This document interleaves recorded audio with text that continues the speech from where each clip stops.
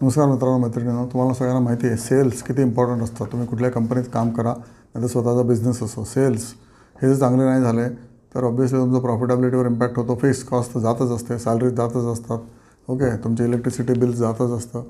नंतर रॉ मटेरियलचे जे तुम्ही घेऊन ठेवलेलं असतं, ओके, त्याची तर कॉस्ट तुम्हाला द्यायलाच लागते.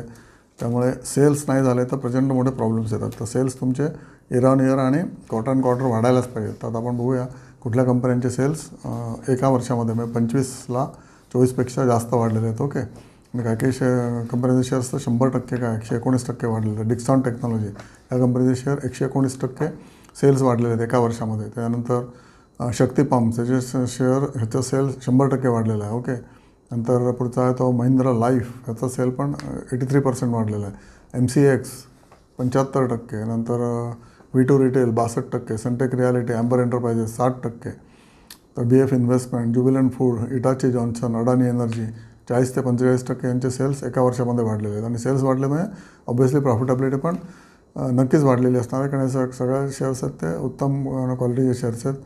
आणि त्यानंतर पुढचे शेअर्स आहे अडानी एनर्जी. ओके, नंतर ऑलिम्पिक लिमिटेड 40% सेल्स वाढले एका वर्षात. 40% सेल इज फॅन्टॅस्टिक, राईट. त्यानंतर भारत डायनामिक्स, त्यानंतर आहे Symphony, okay, air conditioning air कूलरची company, Muthoot Finance, Lodha Developers, CDSL, मेघमणी ऑर्गॅनिक्स 30% सेल्स राईज. नंतर हुडको, PCBL, Sobha, Adani Anand Rathi Wealth 30%, KFin Tech, okay, KFin Tech ही कॅम्प्सला कॉम्पिटिशन असणारी कंपनी आहे. नंतर VIP क्लोथिंग 30% सेल्स वाढलेले एका वर्षामध्ये. Dalmia Sugar, Nalco, Godfrey Phillips सिगरेटची कंपनी, कॉर्ड्स केबलची कंपनी सगळ्यात स्वस्त अजूनही, कॅम्प्स, ओके, नंतर बजाज फायनान्स सगळ्याचे सेल 25% वाढलेले आहेत. ओके, 25%वर आपण थांबूया. कारण सेल्स वाढणारे हे सगळे जे शेअर्स आहेत त्याचे प्रॉफिटेबिलिटी पण जबरदस्त वाढलेली आहे. ते मी काही शेअर्स मी तुम्हाला सांगतो. ते शक्ती पंप प्रॉफिटेबिलिटी डबल झालेली आहे. BSE प्रॉफिटेबिलिटी तुफानी वाढलेली आहे. डिक्सन तुम्हाला माहितीच आहे, profitability may be it has gone 3 times up. MCX unbelievable, MCX तर 2000चा 7000, 8000, 9000 झाला आता. ओके, नंतर ॲम्बर एंटरप्राइजेस, ज्युबिलंट फूड, ओके, पिझ्झे खात सुटलेत लोक अजूनही.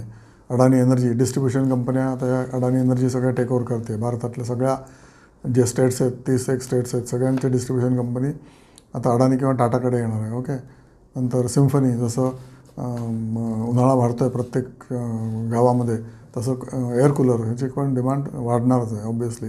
लोधा डेव्हलपर्स, लक्झरी होम्स, वाटेल त्या किमतीला लोक फ्लॅट घेतात. 10 कोटीला लोक फ्लॅट घेतात मुंबई आणि दिल्लीमध्ये.